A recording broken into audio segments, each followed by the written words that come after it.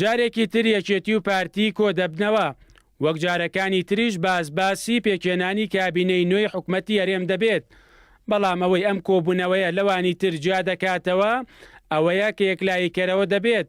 لە ماوەی چەند مانگی ڕابردوودا یەکێتی و پارتی چەند جارێک کۆبوونەتەوە، هەم لە سەرهاستی باڵا هەمیش لە سەرهاستی لیژنەفەرەکان.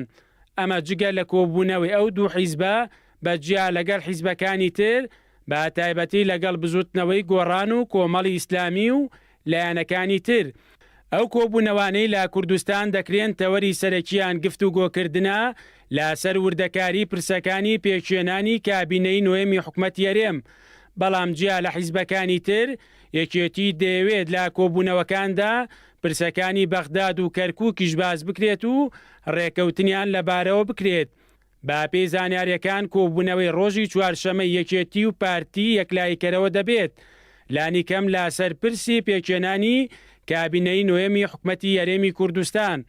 لەو کۆبوونەوەیەدا وەڵامی ئەو پرسیارە دەدرێتەوە کە ئایا حکومەتی نوێ بەو جۆرە دەبێت کە یەکێتی دەیەوێت و حکومەتی شەراکەتی ڕاستەقینە دەبێت یان بەخواستی پارتی دەبێت و لایەنەکان تەنیا بەشدار دەبن لە حکومەتەکەدا.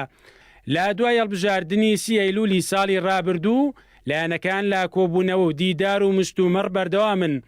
پارتی و گۆڕان ڕێکەوتنیان ئیمزا کردووە و لەسەر پرسەکانی کاراکردنەوەی سەرۆکایەتی هەرێم و دابەشکردنی پۆستەکان ڕێکەوتون. یەکێتی و پارتیش ڕێکەوتنێکی سیاسیان کردووە، بەڵام هێشتا ماوە ڕێکەوتنەکە وردەکاریەکانی دیاری بکرێت و کاتبەندی بۆ بکرێت، بە تایبەتی ئەوەی پەیوەستە بە پرسەکانی بەغداد و کەرکووکەوە.